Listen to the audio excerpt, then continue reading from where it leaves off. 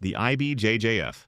When most people think of organized jiu-jitsu competition, the International Brazilian Jiu-Jitsu Federation is the first name that comes to mind. Founded in 2002 by Carlos Gracie Jr., it quickly became the central authority for how competitive jiu-jitsu should be run. At a time when the sport was still fragmented, with scattered regional tournaments and no clear standard, the organization brought something essential, which was structure. It unified the rules, created a ranking system, and gave athletes a ladder to climb. Almost overnight, the IBJJF became the organization that separated casual competitors from professionals. If you wanted to prove you were truly the best in Brazilian Jiu-Jitsu, you tested yourself under the Brazilian Jiu-Jitsu Federation's banner. The Federation's biggest tournament is the World Championships, known simply as Worlds. Since the first edition in 1996, before the Federation formally took shape, Worlds has been the ultimate proving ground for gi grapplers. A gold medal there is more than a title. It's a stamp of legitimacy. Names like Roger Gracie, Marcelo Garcia, Marcus Almeida, and the Mendes brothers all built their legends on those mats. Winning Worlds once can change a career, and winning it multiple times cements a place in history. But Worlds is just one part of the organization's massive circuit. The Pan American Championships, or Pan Ams, became one of the biggest BJJ events outside of Brazil, drawing talent from around the globe. The European Championships gave athletes in Europe their own stage to showcase skills at the highest level, and the Brasileiros remained a proving ground for homegrown talent, where rising stars tested themselves before breaking out internationally. Together, these events created a year-round calendar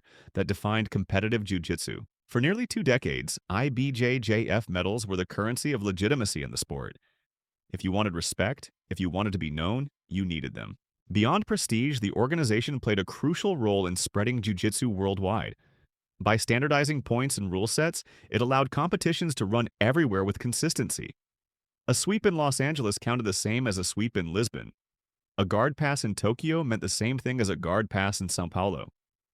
This consistency gave jiu-jitsu a true international identity. Gyms around the world could prepare athletes for competition, knowing exactly what would be rewarded and what would not. For many academies outside Brazil, the organization's tournaments became the entry point to serious competition, and their rulebook became the default way jiu-jitsu was taught. But with that authority came criticism, and a lot of it. For years, the organization has been accused of prioritizing money over athletes.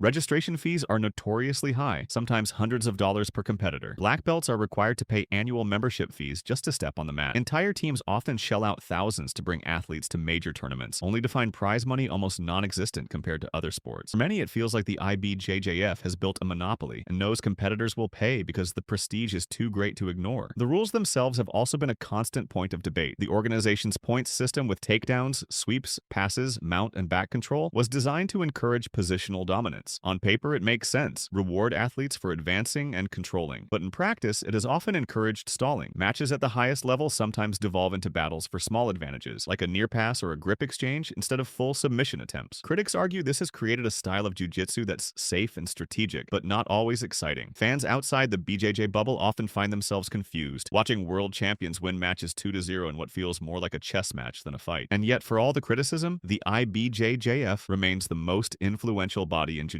Its titles still carry enormous prestige. Its events still draw the largest crowds and deepest brackets, and its rulebook still dictates how thousands of gyms around the world structure their classes. That's the paradox of the organization. It's both respected and resented, but impossible to ignore. While the IBJJF established itself as the polished, structured authority of the sport, not every grappler wanted that kind of environment. Some wanted something less polished, more raw, and far more chaotic. CJI, the Combat Jiu-Jitsu Invitational, or simply CJI, was Craig's way of saying that grappling could be more than prestige medals and small payouts. Founded in 2024, the event was designed to put athletes first, guaranteeing big money, creating entertainment value, and giving jiu-jitsu a professional stage it had been missing. The first tournament made headlines before it even happened. Craig appeared on Joe Rogan's podcast with a duffel bag full of $1 million in cash, spilling it across the table to prove that the prize money was real. It wasn't just a marketing stunt, it was a statement. Each division winner would walk away with $1 million.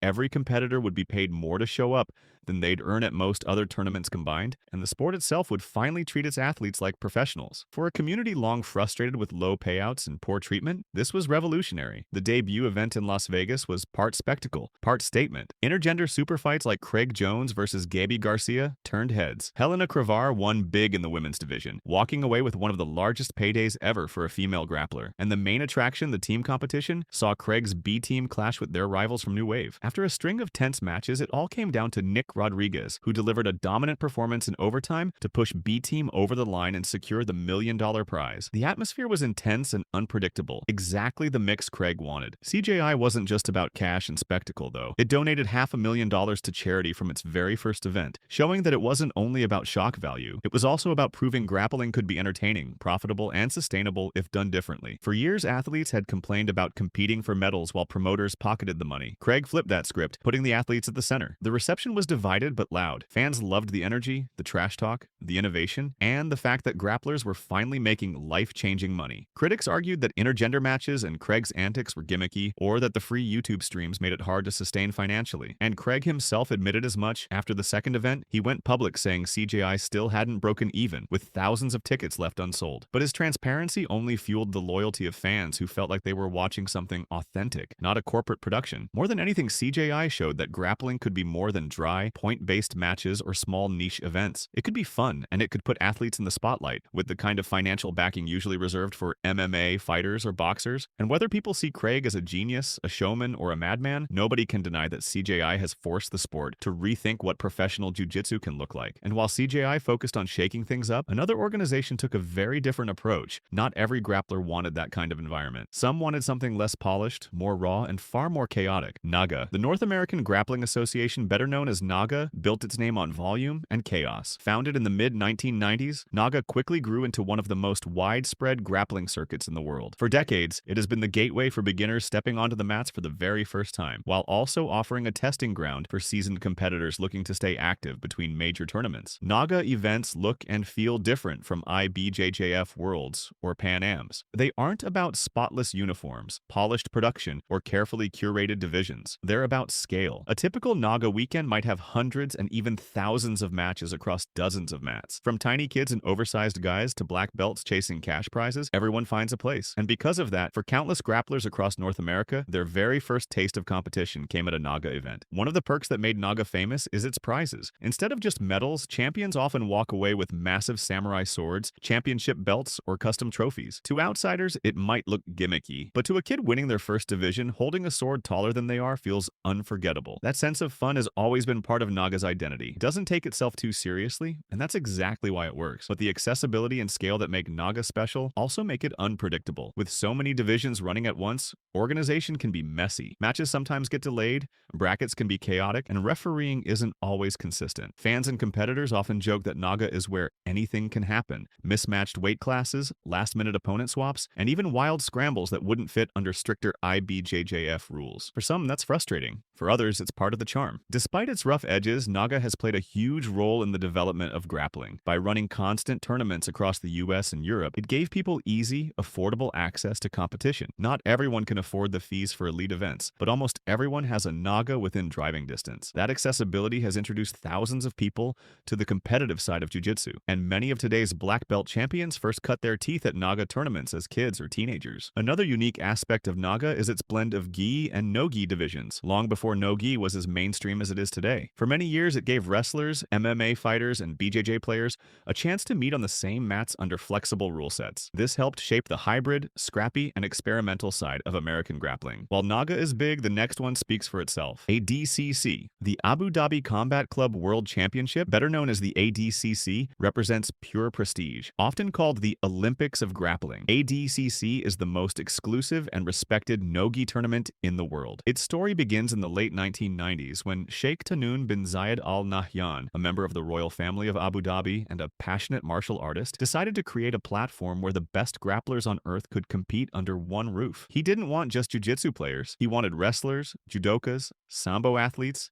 catch wrestlers, and anyone else willing to test themselves in submission grappling. The first ADCC event was held in 1998 in Abu Dhabi, and from the start, it felt different. The rule set wasn't built to mimic NAGA points or judo scoring. Instead, it struck a balance between wrestling and submission grappling. Matches start with a scoreless period, encouraging athletes to attack without fear of losing points. In the second half, points are introduced, rewarding takedowns, guard passes, mount, and back control. Submissions, of course, trump everything. This hybrid system created matches where positional control and aggression mattered just as much as submissions. Wrestlers could compete with BJJ black belts, and Sambo players could test themselves against judokas. It became the true proving ground for grappling styles. Unlike the other jiu-jitsu organizations, you can't just pay a fee and enter ADCC Worlds. To get there, you either need to win one of the regional trials, notoriously grueling tournaments held across North America, South America, Europe, and Asia, or you need to be handpicked with an invitation. Those trials are wars in themselves. Athletes often fight through 6 or 7 matches in a single day, against hungry competitors all gunning for the same golden ticket. Winning trials is an achievement in itself, and ADCC Gold is even harder to get. Over the years, the organization has crowned legends. Marcelo Garcia stunned the world with his relentless submissions and underdog victories. Roger Gracie dominated with crushing basics and became a symbol of efficiency. Andre Galvão built a dynasty,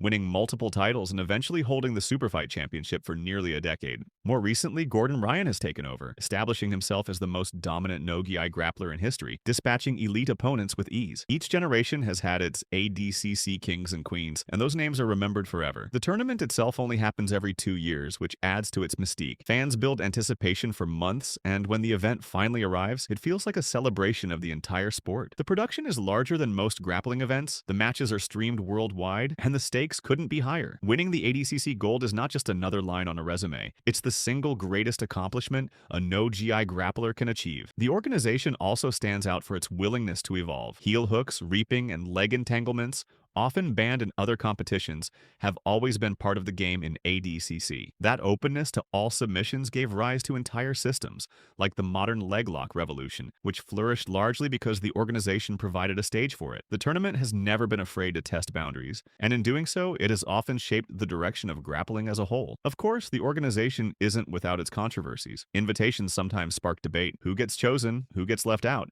and whether politics play a role. The rules, while praised for balance, can also be confusing for casual fans, with long, scoreless periods and sudden shifts in pace. Some purists dislike the wrestling emphasis, feeling it tilts too far away from submission hunting. But even with these criticisms, the organization remains untouchable in prestige. For competitors, it is the event that defines legacies. For fans, it is the spectacle that shows what grappling at the highest level really looks like. While the Abu Dhabi Combat Club World Championship has earned its reputation as the most elite stage in grappling, another has tried to leverage its global brand to bring submission-only competition to a broader audience. UFC BJJ. When people think of the UFC, they think of mixed martial arts. But in 2025, the promotion took a bold step into grappling itself with the launch of UFC BJJ, a dedicated platform for Brazilian Jiu-Jitsu under the UFC banner. Instead of being a side attraction, this was presented as a standalone sport, with its own championships, weight classes, and storylines. The project kicked off with a reality-style build-up called Road to the Title. Rising grapplers battled in team-based eliminations for the chance to compete at the inaugural event, UFC BJJ1. That first night crowned 3 champions: Mikey Musumeci at bantamweight, Carlos Henrique at lightweight, and Andrew Tackett at welterweight. It was the UFC's way of planting a flag. Jiu-Jitsu could have its own spotlight,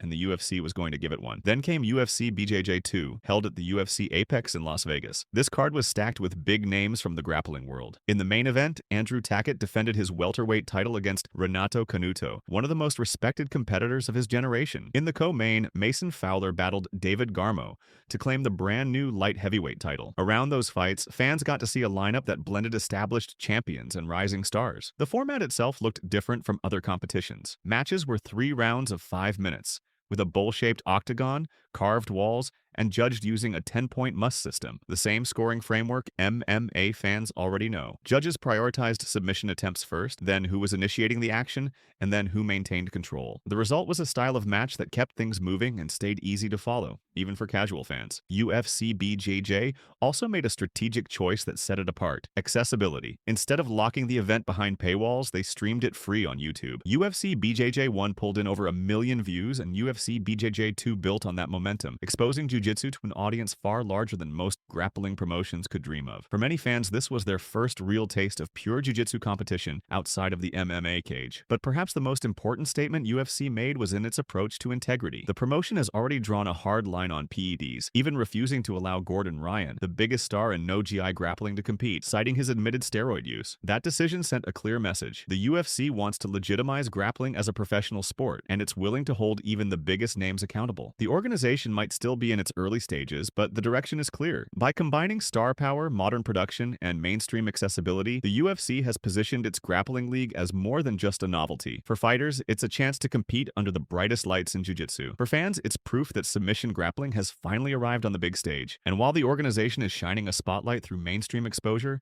someone else has entirely translated the jiu-jitsu world. Grappling Industries. Grappling Industries carved out its place by focusing on consistency and opportunity. Founded in the 2000s, it has grown into one of the fastest expanding circuits in the world, running events in North America, Europe, Australia, and beyond. For many competitors, Grappling Industries has become the perfect middle ground, big enough to feel professional but accessible enough that anyone can enter. What sets Grappling Industries apart is its format. Instead of single elimination, where one early mistake sends you home, they run round-robin brackets. That means every competitor is guaranteed multiple matches, no matter what. For hobbyists, that's invaluable. It justifies the entry fee and ensures plenty of mat time. For kids, it gives experience and confidence without the heartbreak of being eliminated after just one match. And for serious athletes, it means more chances to test different strategies in a competitive environment. That one rule change has made Grappling Industries one of the most popular options for local and regional tournaments. The atmosphere at their events reflects that approach. They're well-organized, professional, and efficient,